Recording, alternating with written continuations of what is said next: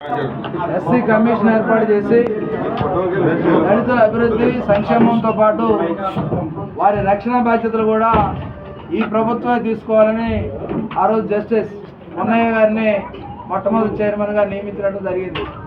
అక్కడ నుండి ఏ ప్రభుత్వం వచ్చినా సరే దళితుల అభివృద్ధే కాదు వారి రక్షణ కూడా ప్రభుత్వం బాధ్యత అని తెలిసి వాళ్ళందరినీ కూడా చైర్మన్గా నియమిస్తూ వస్తూ ఉన్నటువంటి క్రమంలో మొట్టమొదటిసారి, ఎందుకంటే అంతకుముందు ఎప్పుడూ కూడా నాన్ పొలిటికల్ వాళ్ళు ఉండేవాళ్ళు.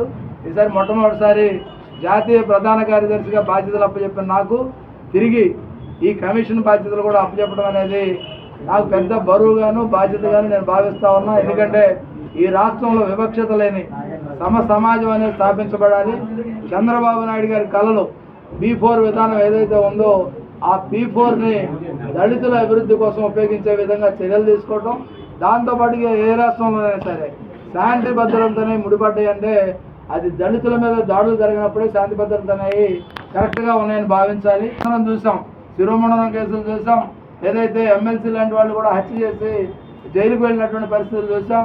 దాంతోపాటుగా రాళ్లదాడులు చూసాం, భూ ఆక్రమణలు చూసాం, కబ్జాలు చూసాం. వీటన్నిటిని నియంత్రించడం అనేది ఇప్పుడు నా ముందున్నటువంటి పెద్ద సవాల్. తప్పకుండా చంద్రబాబు నాయుడు గారి కోరిక మేరకు, చంద్రబాబు నాయుడు గారి ఆకాంక్ష మేరకు ఆయన ఇచ్చినటువంటి టాస్క్ని పరిపూర్ణంగా పూర్తి చేయటం, ఈ రాష్ట్రంలో దళితుల అభ్యున్నతి వారి రక్షణ ద్వారా వారి అభివృద్ధి ద్వారా సాధ్యమవుతుంది. P4 విధానం ద్వారా కూడా దాన్ని అమలు చేసే విధంగా ప్రత్యేకంగా రాష్ట్రం మొత్తం చర్యలు తీసుకుంటాం. ఎక్కడా కూడా ఎటువంటి వివక్షకు తావు లేకుండా చేస్తాం. దాంతోపాటుగా కొంత విచారకరమైనప్పటికీ, ఎందుకంటే త్వరలో నేను బాధ్యతలు చేపట్టిన దగ్గర నుంచి కూడా రాజ్యాంగ బాధ్యత కాబట్టి ఏ పార్టీకి సంబంధించని వ్యక్తిగా ఉన్నటువంటి పరిస్థితి ఉంటుంది. కనుక దయచేసి అందరూ సహకరించండి, ప్రజలను ఎడ్యుకేట్ చేయండి. వివక్ష మనుషులందరూ ఒక్కటేనే విధంగా అందరిని కూడా తీసుకెళ్లవలసింది మీ అందరిని కోరుతా ఉన్నా. అందరికీ ప్రత్యేకంగా నమస్కారం.